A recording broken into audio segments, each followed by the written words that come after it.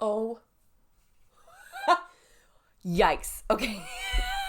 Well, hello, lovely humans, and welcome back to my channel. If you're new here, hey, my name's Jamie, and today I'm still a wedding planner. I've been doing this for almost 4 years, and I'm still screwing up my own intro. How? Because I'm trying to be less wordy, okay? In this week's video, we are doing yet another installment of Wedding Planning Timeline. Did I pick a title for this theme? I don't know. I probably should have. There's a playlist for it. Basically, I have this absolutely bomb timeline, this planning timeline that you can download right here that takes you through everything you're supposed to be planning and when you're supposed to be planning it. But I'm not talking like the super overwhelming, like extremely detailed list. And I'm not talking about the super simple, like infographic type list where most of it's just like modern versions of clip art from the 90s. We're talking about the perfect intersection of an actual checklist of stuff that you need to get done without being too overwhelming, if I do say so myself. But I've also been doing this for 6 years. So I may know some things. So this video is going to be talking about what you're going to need to do about a month out from your wedding. Okay? So you may be there, you may not be there yet, and you're just working ahead. Good on you. But if you have more time in your engagement process, we're talking like anything longer than a month, and I've already made a whole list of videos in a playlist. I don't know if I can link playlists here. If not, I will have it down below. So without further ado, let's just jump right on into it. Goodness gracious. At 1 month out, you are going to want to finalize your seating arrangements. Now, this is for those of you that are actually telling people where to sit. You are doing an assigned seating chart. That doesn't mean you're assigning necessarily each and every seat. That could be it though. Or it may just be I'm assigning this group of people to sit at this table. You're going to want to finalize this then. AKA, call everybody who hasn't RSVP'd yet. And I get this question asked a ton. How do I get people to RSVP? The RSVP date came and went. This happens all the time. It's very common. If it is such a large list that it's difficult for you and your spouse to get through it, enlist the help of family members and friends to then politely pester everyone who has not RSVP'd yet. And everyone who has gone through this process always swears that they're going to be good at RSVPing later because of how frustrating this is. So if you are not doing a seating chart, you will still need to call and or make sure you get all of those RSVPs turned in because we're going to need that for quite a few things. We need a head count for quite a few things. We'll get to that in a minute. The second thing you'll see here is finalize your guest count. See how we need to kind of do step 1 to get to step 2? This is once you have all those RSVPs, we've determined this final number. We will be using this number a lot with quite a few different vendors. Next up, you're going to want to determine your vendor meal count and share that with your caterer on top of your guest count. I got some spice for this in some videos. Yes, your vendors will need to be fed. I got a ton of, my employer doesn't feed me. I bring lunch to work. Sure, but you're also allowed to leave the property for lunch or go off into your own space to enjoy your meal.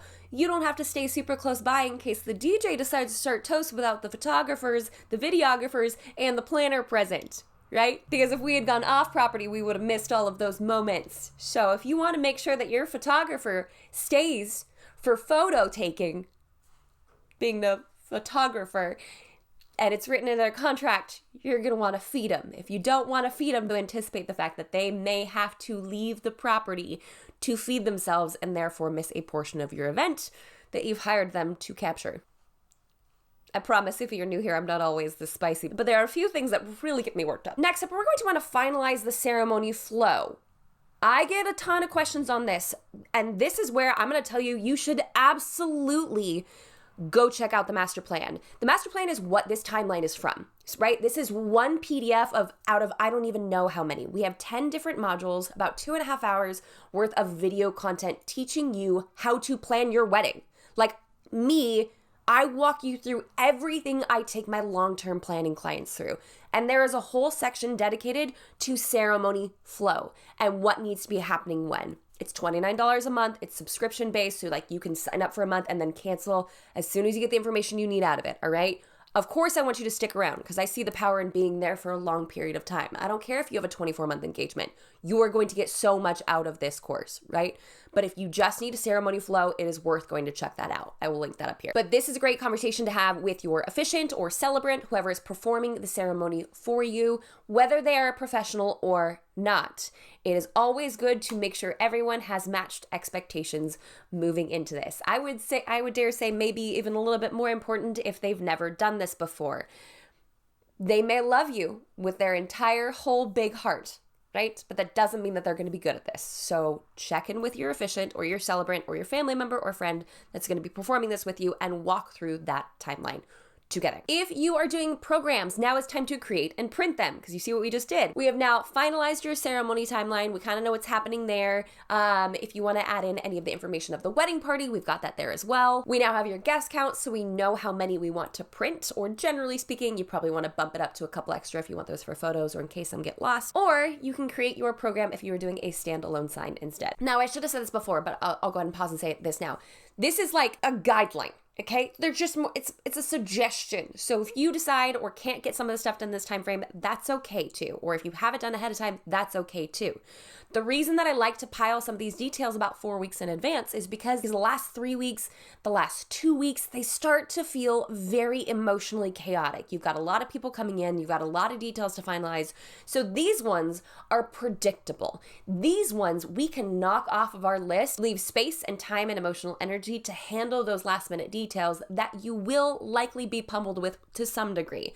I don't want to make it sound overly scary. That's not my intent here.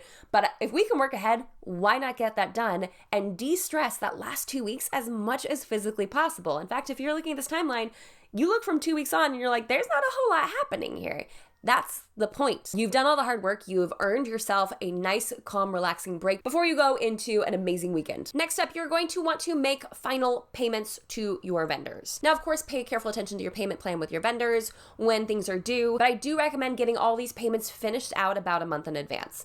That's what we require with our clients. We're like, hey, you got to pay in full 30 days in advance. So we are just locked and loaded and we don't have to bug you for money 2 days before your wedding or the night of your wedding. Because I had that happen with a client where they had not paid me the remainder of my balance and I literally stood around at the reception because the groom had to go all the way back to the hotel to get the checkbook to come back to pay me. And their night was over. They should have been gone having a good time. I was also brand new at this and didn't know any better. So now that I know that that's a possibility, no ma'am. We scoot that final payment 30 days in advance so none of us have to worry about it. Now, as a caveat to this, there are a couple vendors that say like, we don't know what we can charge you until, you know, if it's a bar cost or something along those lines. We need to know how much of the bar, like how much alcohol or drinks have been consumed, and then we can give you that amount. Might I suggest, first of all, having a card on file so you don't have to go running around looking for one, so have something prepared for that. And second of all, if there is someone other than you that can sign for it, if there's a parent that happens to be paying for this, or someone that can bring it to you, just making the process as seamless as possible. So that's my only caveat to that one, is sometimes vendors are like, I can't charge you until I know how much has been consumed. So I have to do that night of. Put that responsibility in someone else's hands. If it's a check, and if it's a credit card number or a debit card number, whatever, make sure they already have that number on hand if possible. So then it's just a matter of signing a receipt. We're not running around looking for how we are going to be paying them the night of your wedding. Next, we're going to want to make sure we have secured your marriage license. Anytime that we talk about this, I always say, I'm not quite sure what the time frame is. It differs by county here in the United States, and I have absolutely no clue what it looks like anywhere outside of here, okay? Because I've never been married outside of here. So at least where I got married, the county where I got married, the marriage license was valid for 90 days. If you can check it off early, do it. There is absolutely no need to push it until 2 days before your wedding when there's going to be other stuff popping up. We're sticking with this theme of, if we can work ahead, let's work ahead, please and thank you. Okay. If you are writing your vows, start them now. Write them now. I like writing. I've also historically been a procrastinator when it comes to essays and projects, so this is not new to me, okay? And I pulled out a relatively decent set of vows. I thought they would have been the winner, and then my husband shocked us all with his heartfelt nature, because that was new for us. And this is if you're writing your own. If you want to use traditional ones, there is no shade here for that one. That is a great idea, and if that is what you and your honey want to do, that's perfectly fine. If you are writing your own, you're going to want to give yourself time for some revisions possibly, or, you know, sometimes people get nervous about like, well, what if our vows don't match? Like, what if theirs is so much longer than mine or funnier than mine? So my solution to that, this is something my husband and I did, is we had his sister listen to both of our vows. Like, we went to the same neutral person to hear our vows and give us feedback. She was able to say, like, I think yours is a little bit longer, but his is definitely funnier. And I'm like, sure. And if you were tuning into Vlogmas, that is literally starting tomorrow, you can appreciate that full on over on my vlog channel. Just treasure. National treasure, that man. I'm a freaking broken record. If you get all of it out of the way now, you'll feel better. 1 month out, if you have not done so yet, you need to make sure you have completed your final hair and makeup run through. The last one needs to be happening now, because just in case the last one can't be the last one because it's still not what you're... Try to have this happen now. Next up, if you are choosing to plan festivities and events for the weekend, make sure those plans are finalized at this time. So we're talking if you're booking out a restaurant for your rehearsal dinner, or if you're going putt-putt golfing with a wedding party, make sure all of that is getting organized now so it's not that last minute scramble. You run the risk of losing out on the restaurant that you want to book or the activities you want to be doing with those coming in from out of town or family, etc. Okay, and this next one is where I thrive, okay? I live for a day of timeline. I live for it.